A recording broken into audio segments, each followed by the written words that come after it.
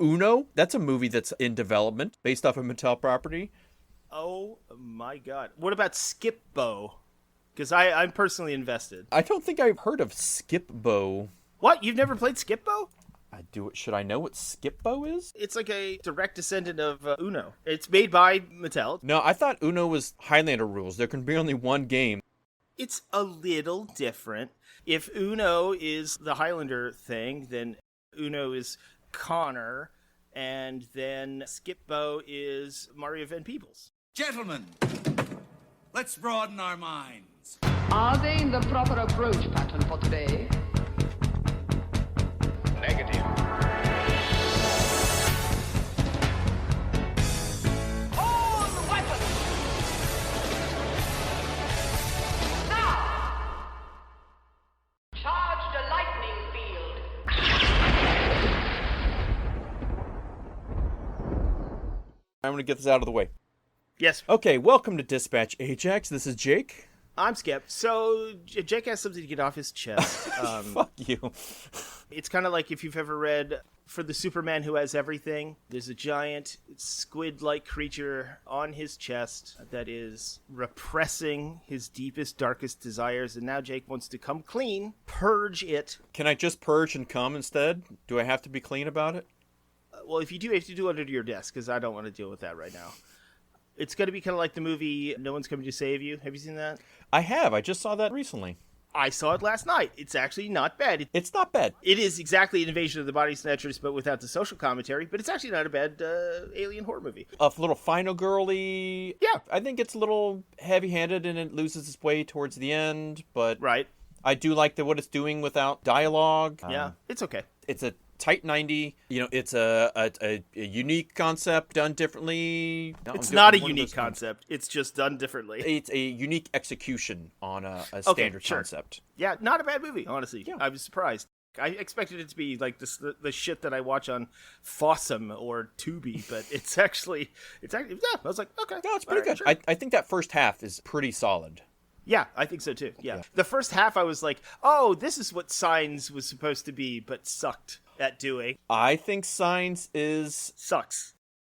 Well, It sucks. We can agree to disagree on... No, on you everything always Signs. agreed with me on this until recently. No, apparently. no, you live in your own realm of Signs and my Signs opinion. Signs has flaws, but I also think its scares and its suspense build-up is well executed. All right. One thing we won't disagree about is how bad this is going to be. So Oh, I like that. this will be in a series of my personal faves. So these are all coming from both my heart and my collection And my groin. and my throbbing crotch. But I wanted to say that we ain't talking about a game. We're talking about practice. Not a game. Not a game. Not a game. We talk about practice. Practice. Because when we get down to the heart of it all, Uh-huh. is Allen Iverson was one of the masters of the crossover. He was the answer. He was the answer to this particular question. Why didn't he wear 42? Who was the best? Who had, Mr. Hardaway says, the killer crossover? Oh, And that's what we're going to be talking about all right. in our own little segment called Killer Crossovers. Or whatever we come up with much better than that. Or how about breaking ankles? Breaking ankles, stealing lunch money. I don't Oh, know. it's pretty good. If we can work hot sauce into this, back from the And One tour, special mixtapes. Oh my god, that's funny. But as far as I know, I think basketball will probably only come up once in this series. Oh, I thought we were actually going to talk about crossovers, because I have opinions. We are talking about crossovers, but these are crossovers in the comic book realm. It's Tim Hardaway, by the way. He's got the best crossover. That's, I was trying to figure that out, and he's one of the only ones who had an actual name for his move, but he also kind of helped spark that whole concept. And we're not talking about street ball, where you can just carry the ball constantly. But this is going to be my little segment where I delve into the comic boxes. So as we delve into my deep comic collection, my multiple long boxes, I will bring to you some specific gems, properties in comic books from different companies Cool. crossing over, ones that you may not know about. Oh, I know where you're going with this, and I appreciate this. These uncut gems starring Adam Sandler, yes. Yes, but this is going to be much less anxiety-ridden. And with better actors. Kevin Garnett, don't even try. No, that's not. But I mean, Lakeith Stanfield is there, so Yeah. you're kind of balancing it out. But anyway, So much basketball. Okay. man, I forgot that Ronnie Cox was in that, and James Earl Jones. Real? Oh, yeah, James Earl Jones is in that. Not even James Earl Jones could save this stink pot. That is a 20-year-old inside joke about Meteor Man. Oh wow! Oh, you forgot about that? I did. That's a welcome blast from the past. That's delightful. Okay, tonight, gentle listeners, the recesses of what could be. What if the 80s sci-fi action Jesus icon RoboCop fought his fellow 80s and 90s horror sci-fi action icon, the Terminator? Oh, no one's thought of this before. I'm glad we're exploring this possibility that no one's ever considered, ever. Or played on the Sega Genesis. Well, yeah, but I'm talking about who did it first. All right, I'm talking about practice. we're talking about practice. This is the game. We ain't talking about no video game practice. Not a game. Not a game. Oh, fuck. It's still funny.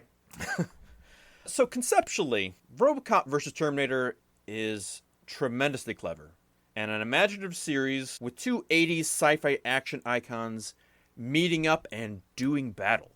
So RoboCop versus Terminator by Frank Miller and Walt Simonson. I forgot about that. Yeah.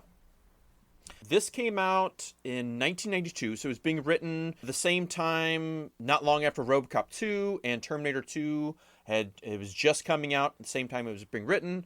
So they hadn't made RoboCop 3, which is written by Frank Miller. he was involved with, I believe, both 2 and 3. I think so too. He's in the kind of the RoboCop universe, and he's exploring this idea of combining these two franchises and what would be. And honestly, it's, there's a lot of unsavory and unnecessary stuff that Frank Miller has provided to the comic world. No. But he has a lot of really great things as well. I wouldn't put this in the great category, but this would follow in the idea of solid gold category. Yeah, it's intriguing. It is very intriguing. We're sort of following up the phenomena of DC and Marvel crossing over in the 80s. Well, this is pre-amalgam. Yes, but I mean, like, you remember Spider-Man versus Superman and Hulk versus Batman, that whole thing in the early 80s. You remember that? I do remember that, and we will get to some of that stuff in this delightful crossover series. Sorry, no worries. I was setting up, I was giving reference timeline-wise. You were informing the audience, which is what this whole pod's about. I guess. I guess. But yes, this is here's some popular things. Let's mash these together and see what we get. A lot of them, and we'll probably avoid some of the true dreck that is out there. Like amalgam. Like, we already did our amalgam. Yeah, it's terrible. But this one actually had something interesting to say, at least the first version of this, because we will get to others. Mm-hmm. So the story opens up at the near end of humanity. People are losing to the machines. The Terminators are on the precipice of winning and killing everyone. But before they can fully wipe out our species, one lone female warrior is able to find the reason that Skynet became sentient and rebelled against mankind. In fact, the person responsible. And that person's name is Alex Murphy. Oh, man. RoboCop himself. So she finds that within their Skynet's database, and she's able to use their time travel technology, and she jumps back in the past with one lone mission to kill Alex Murphy. Now she finds a humanity. Great premise, by the way. Great premise. It's a great premise. You're playing on the original Terminator premise and flipping it on its head, and then also combining it with RoboCop. As they develop this throughout the series, it becomes more fully formed, and it's just awesome. Seems like it should be hat on a hat, but it's not. It actually fits really well together. As Frank molds this story, you see, they use some Terminator tropes to make it really work. We'll get to it, but I think you're going to like it. Yeah. So she finds a humanity of the late 80s and early 90s, one of the dystopian dreams of Verhoeven, Miller, and Simonson mashed together. Too many guns, too violent, too little empathy, and self-obsessed. Greed is good, but everyone has these over-the-top reasons for being, and everyone has these huge guns they're pulling out right away. It's everything that Verhoeven was showing in his version of RoboCop, but kind of cranked to 11 in a comic booky way. She shrugs off these sycophantic peoples and searches for parts for a plasma rifle, the thing that she thinks, needed to kill the machines that she fought in the future. She goes to Murphy's home, but finds a still grieving widow, because Murphy has been dead a while already. At this point, he has already become RoboCop. But RoboCop isn't quite, quote, plugged in yet. RoboCop is doing his police work, and she comes upon him, ready to end his existence. She gives a brief explanation of how he is the cause of mass extinction of the human race, that he needs to die to save everyone else. But before she can pull the trigger, we find that she wasn't the only thing to come back from the future. And as she is shot in the chest by one of the 3 Terminators who have come back to stop her from killing RoboCop. Now she is saved and then grilled by the cops, and RoboCop's female doctor companion, I believe she's called Dr. Faust? Which is like just it's so like comic book on the nose. Also, is this Doctor Who all of a sudden? I mean, kind of. Could what she be saying be real? They have to find out, so they must go looking for Skynet. The doctor's able to get them past particular firewalls and into secure infrastructures in military and corporate networks. At that point, he is plugged in, mentioning the enormous phone bill that will incur, which I found funny. And so Murphy goes searching for Skynet. Now, as he looks for Skynet, the concept, the nightmare of the first man-machine combination touching the spark of inception onto machine intelligence, creating artificial intelligence, infecting with his self-realizing prophecy. It is because she told him about Skynet and the creation of Skynet coming from him searching for Skynet, bringing that concept, human-machine interface, and the spark of consciousness with a purpose to kill humanity is what then leads to Skynet becoming conscious and causing the downfall of humanity. I do love that. It's also very much the plot of the Battlestar prequel Caprica. But because not only dealing with causality and, determinism and things like that, but managing to fit RoboCop into that early narrative. So as Murphy's consciousness touches Skynet and it gains sentience, the connection is severed. And at that point, RoboCop goes to fight off the Terminators who are attacking. He decides that he does need to die. He has to kill himself to stop Skynet from winning and all humanity dying. And he goes and ends his existence in a car compactor. So RoboCop kills himself. That's pretty good. And the future is... Isn't that what happens in Superman 3? The car compactor? Yeah. Remember he fights an existential evil version of himself and then puts himself in a car compactor? I'm pretty sure. It's been too long. I don't really remember. Oh, it's not been too long. There's only like 3 scenes in that movie that are even worth watching, and some of them are terrifying. It's compact storytelling is what it is. Nice and tight. Just how I like it. So he ends his existence. The future is then being rewritten, as the Terminators are not gaining proper control and are being stifled before they can take over. But seeing this happen, just like in that shitty time travel movie with... Terminator Genesis. No, not that one.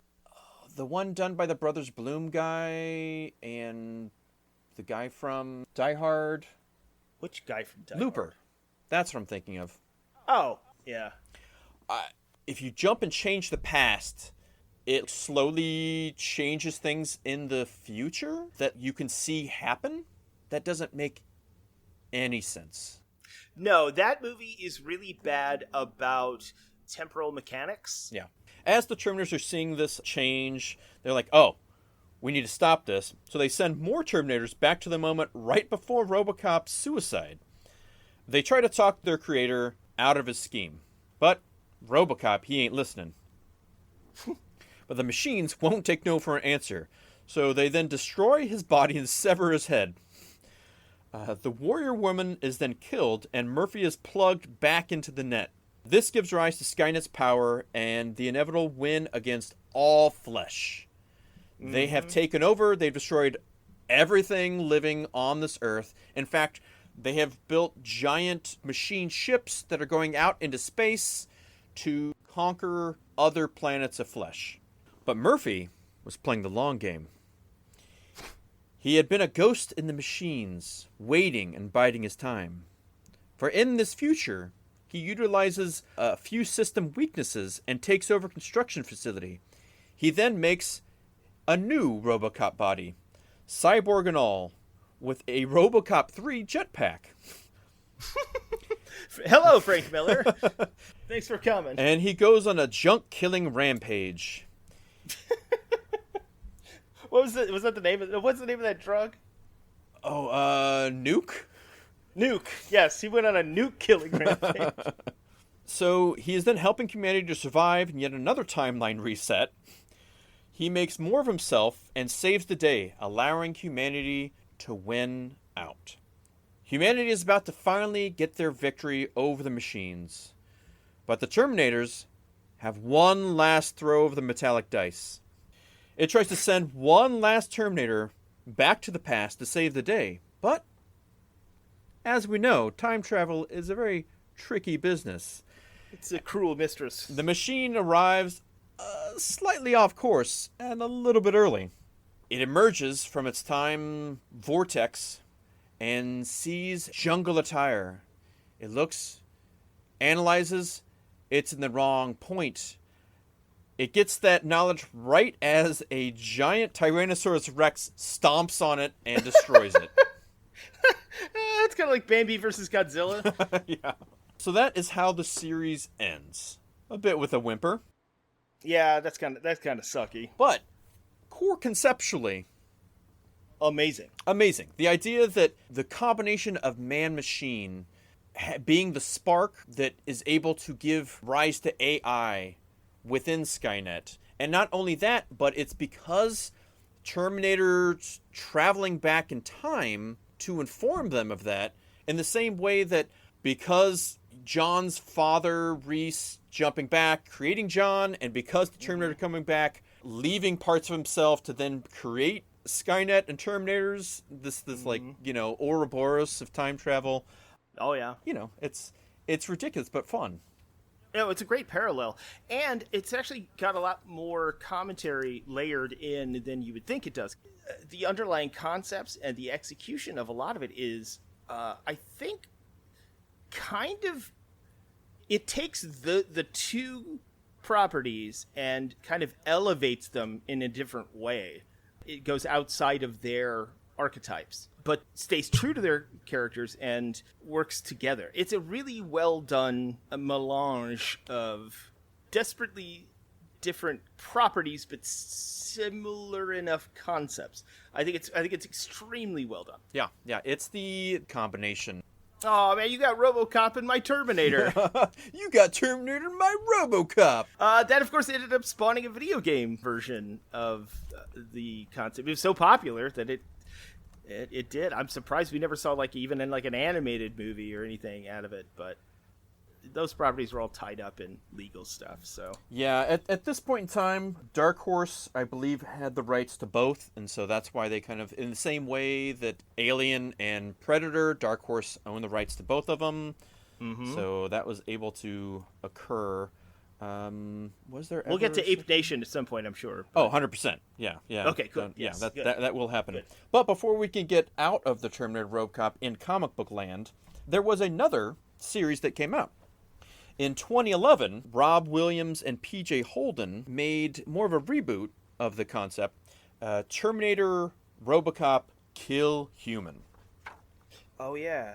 I didn't actually read that, but I remember seeing that. Yeah, not to spoil the thing, but we'll say it's not as in-depth, as conceptually vigorous. They're not as inexorably tied as they were in Frank Miller's version? No, there's not as much going on. So I'll walk you through this one. So we come upon the future. It's the last 2 humans in existence. They are running from the Terminators. They're trying to get into a Skynet facility to try and find a way to stop the Terminators.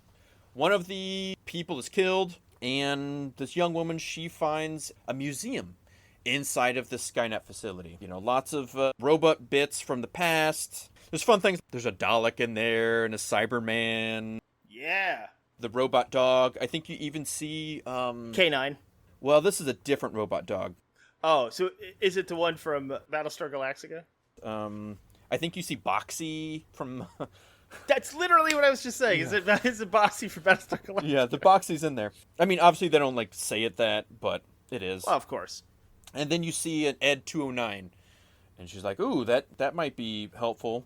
But nice. You can't really do anything with that. And then she sees a gun. And it's this huge gun. She's like, oh, I need that. And right behind it, she pans up. It's the RoboCop. Murphy is in a glass display case. In a Planet Hollywood. in a planet, yeah, exactly. So she's trying to unlock this thing to get the gun. As she's doing that, a Terminator grabs her neck and is about to kill her. But that Terminator is destroyed. As we see, RoboCop has come to life. He destroys the Terminator because he must protect and serve. So then he's kind of like, what's happening? I don't know what's going on. She says, you know, all the humans are dead. I'm the last one. I need you to help me.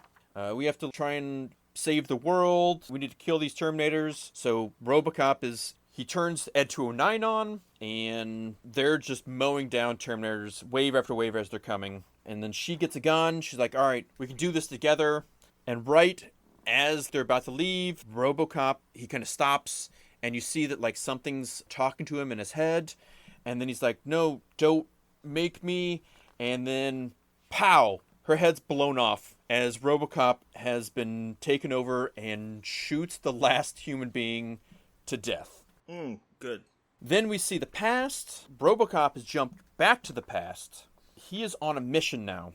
So he jumps back to the events of Terminator 2. You see Arnie's Terminator. He's mowing down the police cars with his Gatling gun. RoboCop had plugged in and seen the events of the Terminator films and realized that's where I need to go. The computer doesn't think he's a problem because the computer, Skynet, does not see him as human anymore.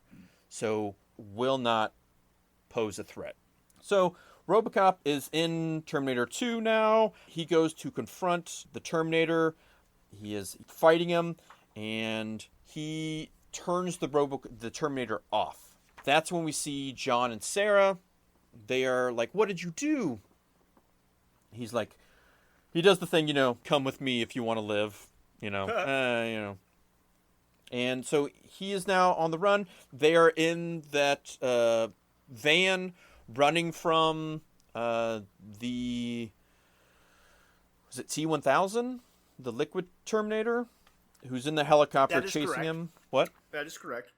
So chasing him just like we see in the movie, but they've just changed roles. So now RoboCop is playing the Terminator role. But Sarah realizes that RoboCop doesn't give a shit about John Connor. He doesn't care if he lives or dies. He has his own reasons for what he's doing. So she shoots him in the head and kicks him out. They crash. They are about to be killed by the T-1000 in the helicopter. But then the lights come on, and we see that they've driven into a literal army of Ed 209s. All of these Ed 209s open fire and just start pouring bullets into this helicopter and into the Terminator. Awesome. The lights come on, and who do we see? Dick Jones. A young Dick Jones is standing there. What? That is when we find out, as the T-1000 is being held at bay by just continuous bullet fire from these Ed 209s, that RoboCop didn't just jump to the events of Terminator 2, he actually jumped further into the past. He gave the plans for what Skynet would become, he gave the plans for Ed 209, he gave certain technologies to Dick Jones. In exchange, Dick Jones would use that, and then he would help terminate RoboCop in his plan for the future, which is essentially to be at a certain place at a certain time and set up this end game that RoboCop has envisioned. Wow, I mean, you're making a deal with the devil there, though, because he's still a capitalist fuckface. Yeah, right? but RoboCop has decided to use his capitalist sensibilities and his money-driving hunger to give him technology to get rich and take over OCP so that they could then start a war for the future between OCP and Skynet before Skynet could come online. Wow, some scorched earth shit there.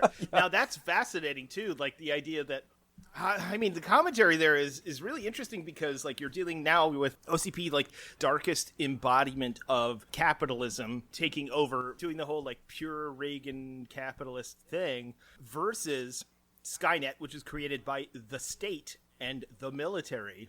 Yeah, I think there's a lot that could have been mined from this particular concept. Sure. You don't really get any of this until the final issue, where they have to get to the action set piece to end the book. So, you know, they didn't really dive into that. But conceptually, it would be interesting to see what that world might be. Mm-hmm. And how, like, those two might interact with each other.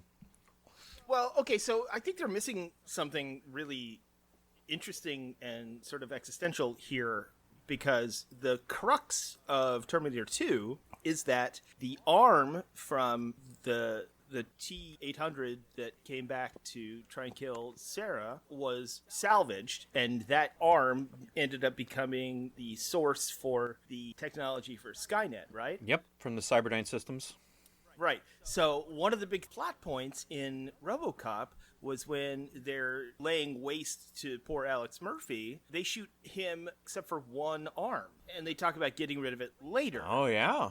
You've got something there. I don't know exactly what it is, but you've got something there you can work with, and I think would be fascinating to dive into. Yeah, that would have been interesting if, like, they took the chip and the arm and they used it in the construction of RoboCop. Right. Yeah. That could have been really fascinating. Already more interesting. Yeah. They don't dive into any of that. Instead, Dick and the crew, RoboCop, Sarah, John, the Ed 209s, and both T-800 that was in Terminator 2 and the T-1000 go off to the ship in the sea, like this big aircraft carrier that OCP owns. Underneath, in the hull, they have this room that once sealed off, no signal can get out. And they have this special bubbling cauldron, high-tech version of aqua regia acid is what they call it. It will utterly destroy all metal. And so... Oh, a MacGuffin. Okay. A MacGuffin, yes. RoboCop throws that arm and the chip into the liquid. And his concept is to then throw both of those Terminators into the liquid and destroy them. Now, of course, young John sees this as murder, you know, of his T-800 helper, you know, so he tries to stop RoboCop. RoboCop doesn't give a shit about John Connor and knocks him away. This is when we find, of course, that the Ed 209s eventually ran out of bullets and that the T-1000 has escaped. And it's on the hunt for John. And so it then flies a jet into this aircraft carrier and sinks it. Everything's turned upside down. They're all sinking. The T-1000 is trying to get to him, and then you see RoboCop in this giant, like, power loader suit because they had to, for whatever reason. It's like a mix of, like, Mech Wars, old video game, and Ed 209 with, like, this giant Gatling gun, this giant, like, pincer hand. They're fighting. Seems like hat on a hat. It seems really unnecessary, but, you know, RoboCop is about to die from the T-1000. He gets out of it, and then that's when the T-800 from Terminator 2 comes back online, and must protect John Connor and is trying to beat up the T-1000. They are fighting, but RoboCop sees that everybody's all together in this room. So he decides that he doesn't care. This is what he really wants. He makes the decision to close the doors as the T-1000 cuts John Connor's head off. Oh, good. He realizes that if they all sink down to the bottom and are destroyed, humanity will be saved. And they all sink to their watery grave, never to be seen again. In Davy Jones's locker. In Davy Jones's locker, who becomes a sentient robot man. And a monkey. Ooh, sentient robot monkey man. No. There's something there. There's something No, it's there. a monkey. It's a monkey with 2 E's. Hey. Yeah, so this other RoboCop Terminator obviously is a little more set-piece action-oriented and didn't get deep into the ideas of what could be for such a crossover. Not as high concept, yeah. Certainly not. But, it's something. And I wanted to close the loop on that particular... This is the only time that those two separately were in a book together. Separately, we're in a book together. So when it was just RoboCop Terminator, there was nobody else involved. Okay. Does that make sense? Was there ever a time in which other people were involved? Mayhap. You might have to tune in and find the rest of that story. Oh, all right. I'm glad we did a... Well, I mean, it's not really a sub-podcast. This is kind of what we do. So, it's not like East Side Theater Guild or any of the other shit we do. No, it's just a particular focus that will have more to spawn after it. Yeah, I'm glad you did this. This is going to be a series. This is a long-running series where I will bring you into the world of the wild and varied, sometimes wacky, sometimes brilliant, sometimes awful. God awful. Crossovers between comic book characters and companies. I am champing at the bit for Magnus Robot Fighter Predator. I am so excited about that. And why did he not fight the Terminator? Didn't? Or did he? Did I miss that? Well, you'll just have to wait and see, won't you? God damn it. All right, fine. And we write this show, and I have no fucking clue. You can't just give it all away. Thank you all for listening. We hope you've enjoyed this. If you wouldn't mind liking, sharing, and subscribing, we'd really appreciate it. It's how we get seen. It makes a big difference. Our leaving a review really makes a big difference on how we get seen in the algorithm. It really does. It's vitally important. Review it. Do it. If you wouldn't mind also leaving us 7 Robonators on the podcast apper thing of your choice. Did you have a stroke? What just happened right now? Smells like purple in here. So, yes, please do that. But only one person could take us out every podcast episode. He's not here today, unfortunately, but... He was replaced by a podcasting machine. The people said he was nuts, and he had long hair, and... You know what I'm talking about. Reginald? He always drove that blue car. So, don't forget to pay your tabs. Don't forget to clean up after yourselves to some sort of reasonable degree. Don't forget to follow us on social media. Give us a review. Stars. We already said that. You don't have to. Bars. Stars and bars.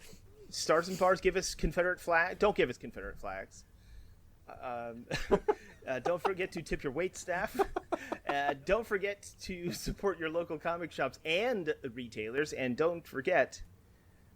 all right. How this episode ends? Yeah, how the episode ends. Don't forget how the episode ends. Fuck! No, I kind of like that. No, I'm keeping it. It's fuck me. I'm an idiot. And from Dispatch Ajax, we would like to say Godspeed, fair wizard. That'll transition very well into the Yeti scream. Please, go away.